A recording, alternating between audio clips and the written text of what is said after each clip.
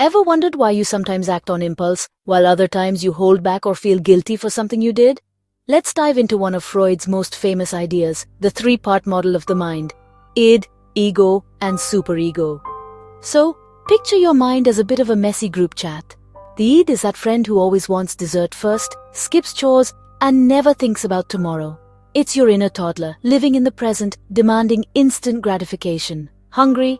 Eat now. Want a new gadget? Buy it. The id doesn't care about rules or consequences, it just wants what it wants, right now. Now the ego steps in. Think of it as your practical friend, the one who says, hey, maybe let's not eat cake for breakfast every day. The ego is rational. It balances what you want with what's actually possible. So, when you're eyeing that vacation but know you have work responsibilities, it's the ego that helps you schedule it for a less busy time instead of just booking on impulse. The ego is all about compromise, working within reality, like a referee between your wild side and the real world. Then there's the superego. This is your inner critic and cheerleader rolled into one. It's made up of all the morals, values, and social rules you've picked up from your parents, teachers, and society.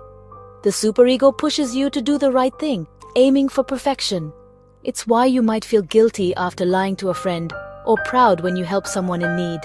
It's always judging, sometimes harshly, trying to keep your behavior in line with what's good or right. Here's where it gets interesting. These three parts don't always get along. The id pulls you toward instant pleasure, the superego demands perfection, and the ego has to keep the peace.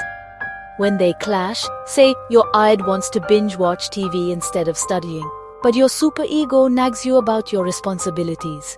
The ego is stuck in the middle, trying to please both. Too much pressure from any one of them, and you might feel anxiety, guilt, or frustration. Understanding this tug of war can help you make sense of your own behavior. Next time you're stuck between I want it now, I should be better, and what's realistic? Remember, it's just your id, ego, and superego, each trying to run the show. The trick is learning how to listen, balance, and make choices that work for you. And that's the basics of Freud's structural model of the psyche. Not bad for a three-way mind chat, right?